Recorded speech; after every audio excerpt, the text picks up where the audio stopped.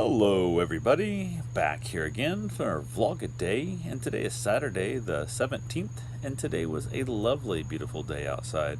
Went ahead, got this morning, got a few things taken care of, nothing major, just kind of chilling out, making it a nice, easy, lazy morning. I slept on the couch last night.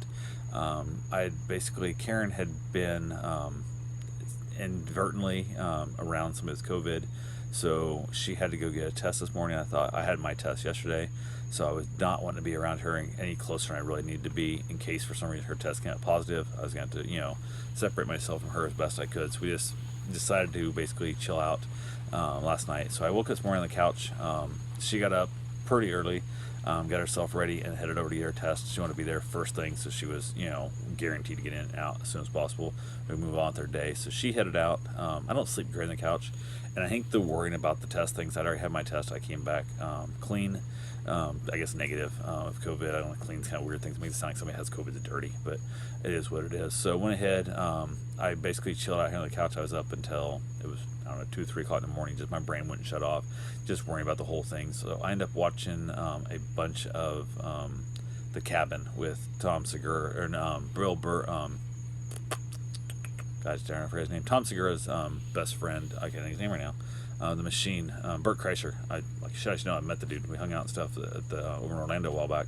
But basically, it's his show. They're too short episodes. I need to have a little more in depth of what it is. But man, it was just some funny ass shit. So I stayed up late watching it, way later than I should have. But finally get some sleep. But she got up there, she got her test, she got back, her test came back, she was negative also. So we were, in the clear at this moment, but who knows? It's one of those things that you can take a while before you even find out, after exposure and all that fun stuff. So we'll be just staying away from people. We'll kind of treat it as if we have it, just kind of stay away from everybody in case for some reason it does pop back up. So we've been living that way since March.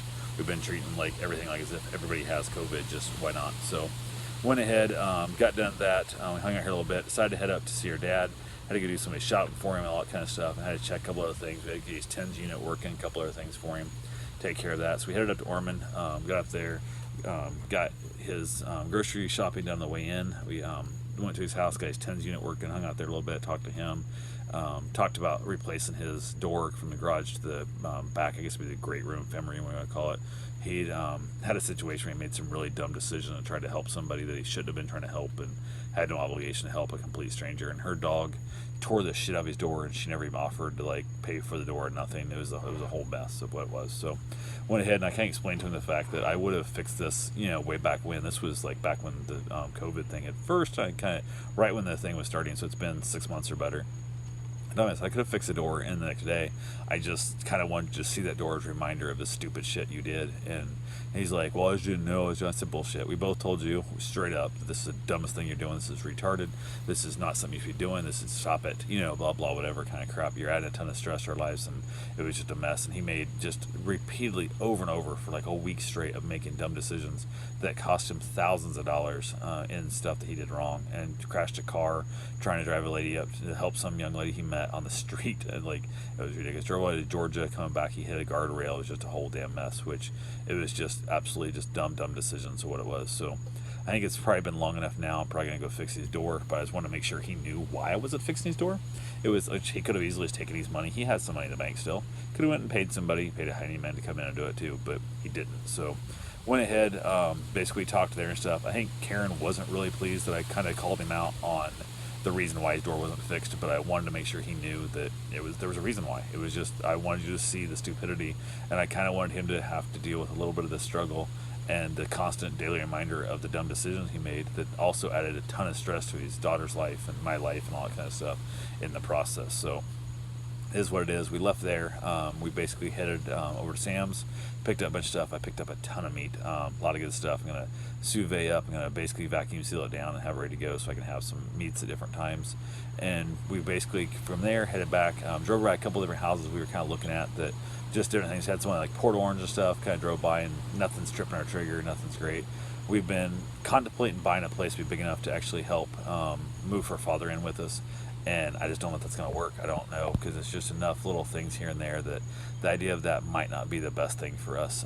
Might be more of, if we're going to do that, maybe buy a duplex so he has a separate residence next to us, or even try and find a place we could buy the house, like 2 houses side by side kind of thing.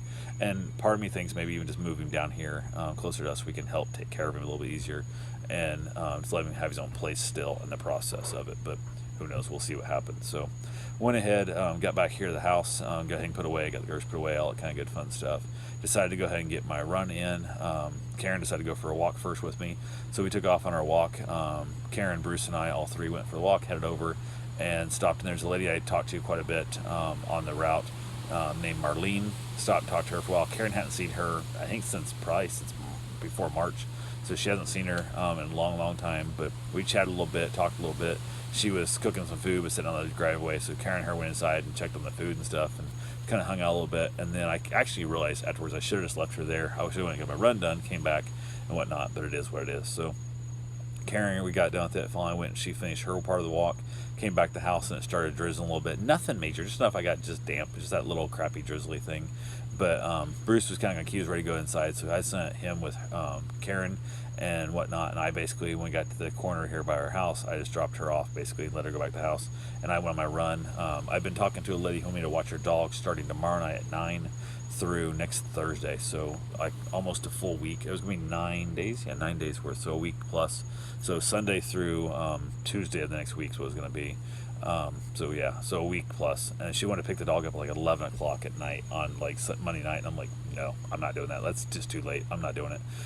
Like, I'm in bed before then. Like, we usually head to bed by 10, usually asleep by 11, and I'm not gonna wait, because all it is if she gets caught in traffic. She's a flight attendant. She gets caught in traffic and getting out of there, the flight gets delayed a little bit. Next thing, it's midnight and I'm waiting around, and just that. No, I said pick it up Tuesday morning. And then she was a little bit like, well, it's an extra $25. I'm like, yes it is, but I'm watching your dog, so we'll deal with it. So she went ahead and she finally canceled the full stay and decided just to do it. Basically, her boyfriend's gonna watch the dog a little longer to kind of help her out, and so I'm gonna get the dog instead on Thursday night at 9 p.m.